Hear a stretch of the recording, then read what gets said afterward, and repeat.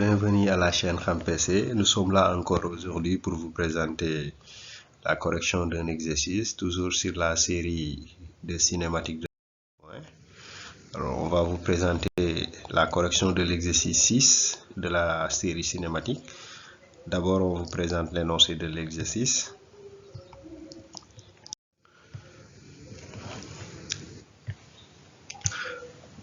Alors, voici l'énoncé de l'exercice.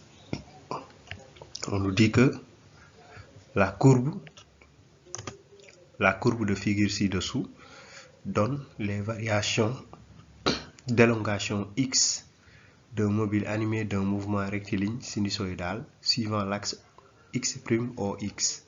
Alors voici le mouvement, voici la courbe. Nous avons un mouvement sinusoïdal.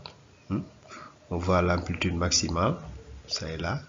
Alors là, c'est la moitié de l'amplitude maximale. Hein? Donc l'amplitude maximale, c'est là. Et là, donc ici, on peut voir vers l'amplitude maximale. On nous a matérialisé une période ici. Alors,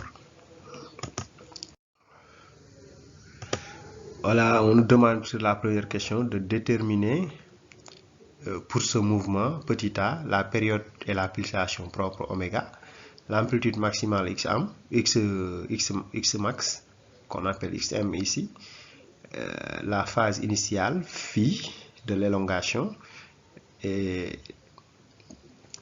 l'équation horaire du mouvement. L'équation horaire de ce mouvement, c'est la question 2. La question 3, on demande de déterminer l'expression de la vitesse Vt, de la vitesse instantanée, ça veut dire de la vitesse en fonction du temps.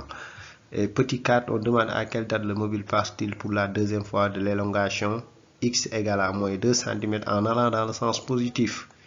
Petit 5, on demande de calculer, ou bien de trouver la vitesse et l'accélération du mobile à cet instant. Alors, on va donner la correction de l'exercice 6. Voilà, là on doit déterminer notre période. Alors ça, c'est un exercice où on nous a déjà matérialisé la période dans le schéma, sur le schéma. Là, vous avez la période qui est là, qui correspond à 0,1 pi. Alors, ça correspond à 0,1 pi, c'est la durée d'un tour complet, qui est la période ici, qui est 0,1 pi par seconde. Alors, après la période, on doit déterminer la pulsation propre, oméga. Pour déterminer la pulsation propre, oméga égale à 2 pi.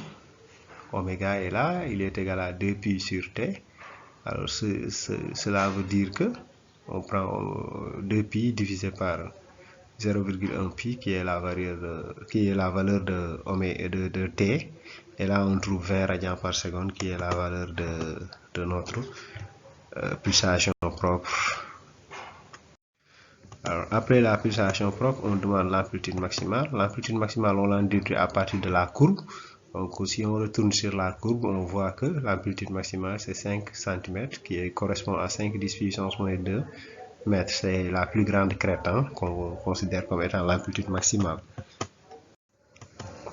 Voilà, pour déterminer la phase initiale. Alors, pour déterminer la phase initiale, là, on pose l'équation horaire des mouvements rectilignes sinusoïdaux. Voici l'équation horaire et vous posez à la date t égale à 0. À la date t égale à 0, x égale à combien? X égale à 2,5 parce qu'à la date t égale à 0, le mobile se trouve sur la courbe, on voit qu'il se trouve à 2,5 cm qui correspond à 2,5 10 puissance moins 2. Alors, ceci, on dit qu'il est égal à ce x là. Cela veut dire qu'on obtient 5 10 puissance moins 2, qui est l'amplitude maximale cosinus de oméga t plus phi égale à 2,5 10 puissance moins 2. Alors, là, on va remplacer la date, parce qu'on est à la date t égale à 0, on remplace la date 0. Alors, ça, c'est très important. Quand vous remplacez ici la date par 0, vous allez vous retrouver seulement avec cos de phi. Alors ça, on va l'amener ici, ça va donner, alors on voit qu'on aura cos de phi égale à 1,5. Alors si cos de phi égale à 1,5, cela veut dire que cos de phi égale à cos de pi sur 3. Alors quel est le cos qui est égal à pi sur 3? Cos de pi sur 3, si cos de phi égale cos de pi sur 3, cela veut dire qu'on a on a phi égale à pi sur 3 ou phi égale à moins pi sur 3. Maintenant, reste à déterminer quelle est la bonne phase, si on va prendre la phase positive ou bien la phase négative. Et là, c'est la vitesse qui va le déterminer. Alors, dès le début de l'exercice, sur la figure, on voit qu'à la date t égale à 0, le mobile va vers le sens positif.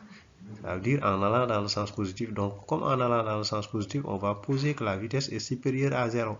Parce qu'à la date t égale à 0, le mobile va vers le sens positif. Donc, on va poser la vitesse est supérieure à 0. Et si on dérive maintenant, si on dérive la position, on obtient directement V égale à moins oméga x max sinus de oméga t plus phi. Alors, le t, on le remplace par 0 parce qu'on est à la date t égale 0. Cela nous donne sinus de phi. Voilà, là, ça devrait avoir un signe moins que l'on transpose et ça donne un signe, une inégalité qui est négative. Ce qui montre que, comme sinus de phi est négatif, donc on doit prendre la phase négative. Donc là, on a choisi notre phi qui est la phase négative et c'est cette phi-là qu'on va continuer de travailler avec ce phi. Voilà, là, on peut écrire maintenant notre équation horaire. L'équation horaire du mouvement rectiligne sinusoïdal qui est sous la forme x de t égale à x max cosinus de oméga t plus phi, avec ici x de max égale à 5 10 puissance moins 2, et que là vous avez cosinus de 20 c'est oméga, moins pi sur 3, pi sur 3 c'est la phase. Donc voici notre équation qui est très bien écrite. Donc là on détermine x max, on a déterminé oméga, on a déterminé aussi la valeur de la phase. On a déterminé ici la valeur de la phase.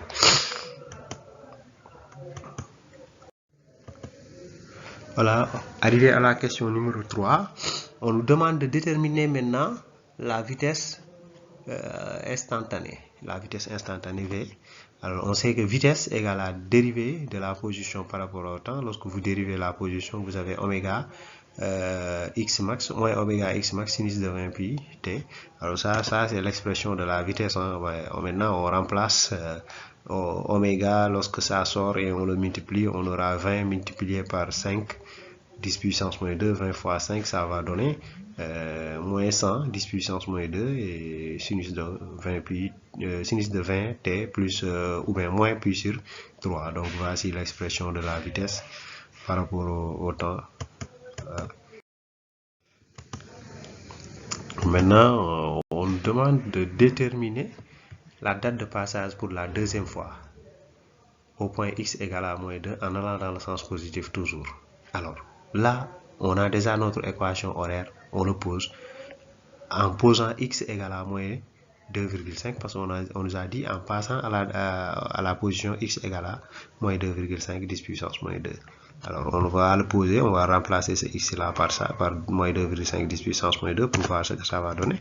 Alors ici, on voit que lorsqu'on le pose, on a cette relation 5 10 puissance moins 2 cosinus de 20 pi t, cosinus de 20 t moins pi sur 3 égale à moins 2,5 10 puissance moins 2. Maintenant l'objectif c'est de chercher cosinus de 20 t moins pi sur 3 égale à quoi?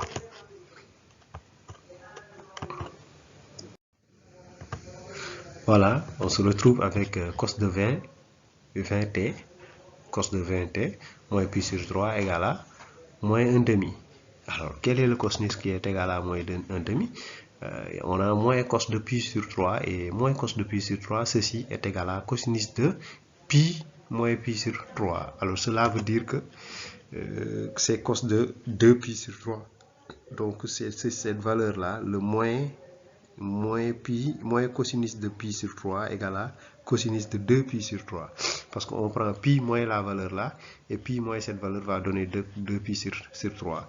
Alors on a cette relation, et cette relation veut dire que 20t moins pi sur 3 égale à pi sur 2 plus 2k pi, ou 20t moins pi sur 3 égale à 2 pi sur 3 moins 2k pi. Voilà, ça est là, ça est là, on vous donne la relation. Alors, on a la première relation 20t moins pi sur 3 égale à 2pi sur 2pi sur 3 plus 2kpi, ou bien moins 2pi sur 3 plus 2kpi. Là aussi, il faudra déterminer quelle est la bonne. Soit on prend celle-là, cette relation-là, ou bien on prend cette relation-là. Alors, on va aller vérifier quelle est la bonne relation et la relation qu'on doit choisir. Pour cela, on se retourne sur ce qu'on nous a dit. On nous a dit qu'à l'instant t, la vitesse est supérieure à 0 parce qu'on nous a dit dans l'exercice en allant dans le sens positif. Donc, on va prendre cette valeur-là qui est V supérieur à 0 à cet instant. Et si on oppose V supérieur à 0 à cet instant, il y a le signe négatif qui va renverser l'inégalité, ou l'inégalité qui était supérieure devient inférieure. Donc là, on va choisir l'expression qui a signe négatif. Et donc on a, vous voyez, donc on prend l'expression avec moins 2pi sur 3 plus 2kpi. L'objectif c'est de tirer le t, la date t. Alors vous allez voir que lorsqu'on essaye de tirer la date t, on se retrouve avec cette valeur là qui est t égale à moins 1 plus 6kpi sur 60. Alors ça maintenant reste à déterminer le nombre de... On est sur quel passage et comment on le détermine. Alors, pour le premier passage, on va d'abord choisir k égale 0 parce que parfois ça peut tomber juste avec k égale à 0. Attention, donc on vérifie que si k égale 0 existait, on allait dire que k égale 0 c'est le premier passage. Mais là, lorsqu'on le remplace dans notre relation, on voit qu'on obtient moins pi sur 60 secondes, qui est impossible, hein, qui n'est pas une solution physique. On ne peut pas le prendre parce que ce n'est pas une solution physique. Maintenant, on va voir k égale à 1, ça va donner quoi? Et lorsqu'on regarde k égale à 1, là, on voit directement que c'est 5 pi sur 60. C'est une valeur qui est positive, donc c'est le premier passage. K égale 1 correspond au premier passage. On va voir k égale 2 aussi, c'est une valeur positive, ça correspond au deuxième passage, alors qu'on nous avait demandé pour le deuxième passage. Donc ici, on va choisir que la date t est égale à 11 pi sur 60, qui est la date lorsque le mobile passe au point x égale à moins 2,5 au deuxième passage.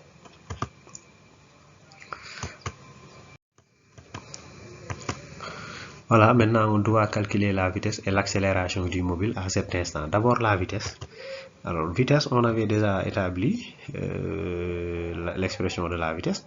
La vitesse était égale à moins 100 10 puissance moins 2 sinus de 20t moins pi sur 3. Là, il faudra remplacer cette date-là, le temps t, par la date qu'on a trouvée sur la question précédente, la date de 11 pi sur 60.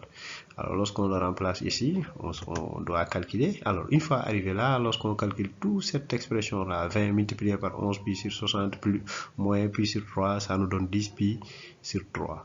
Alors là, je vous conseille d'amener votre machine d'abord en radian avant de pouvoir calculer. Parce que si la machine n'est pas en radian, les calculs seront fausses. Donc, je vous conseille d'amener votre machine en radian et mettez la relation sous cette forme et vous le tapez sur la machine. Et lorsque vous le tapez sur la machine, vous allez vous retrouver avec le même résultat que le résultat que j'ai eu ici. J'ai trouvé 0,866 mètres par seconde. Ça, c'est la vitesse à l'instant t égale à 11 pi sur 60. Maintenant, je dois aller chercher l'accélération. Alors, l'accélération, comment faire pour chercher l'accélération? L'accélération, c'est la dérivée seconde de la position, ou bien la dérivée de la vitesse. Alors, lorsqu'on dérive encore, ça sort ici, le oméga devient au carré avec le signe moins qui est là, et on a toujours x max et cosinus oméga t plus phi. Alors, on va remplacer chaque chose par sa valeur. Alors, ce qui se passe, c'est que vous avez moins 5, 10 puissance moins 2, c'est la valeur de x max, et 20 au carré, c'est la valeur de oméga au carré, multiplié par tout ça, et on va remplacer cette date-là par la date qu'on avait trouvée, 11/60 de pi. Alors, lorsqu'on le remplace, on se retrouve avec cette relation. Et voici la dernière relation qu'il faut utiliser pour calculer, avec toujours 10 pi sur 3. Et lorsque vous calculez, vous allez trouver 10 mètres par seconde carré comme étant l'accélération. Là aussi, je vous rappelle, la machine doit être toujours en radian avant de calculer, sinon ça ne passera pas. Mais si vous mettez la machine en radian, vous calculez, vous devrez trouver accélération égale à 10 mètres par seconde carré.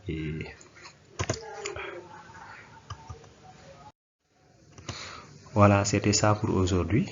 Donc, on vous a présenté l'exercice 6 de la série cinématique d'un point. Maintenant, il reste seulement un seul exercice sur la série cinématique d'un point. À bientôt pour l'exercice 7. Donc, nous vous demandons d'abonner à la chaîne Xam PC, de partager les vidéos et de appuyer sur la cloche de notification, de aimer les vidéos pour encourager notre travail. Allez, à la prochaine.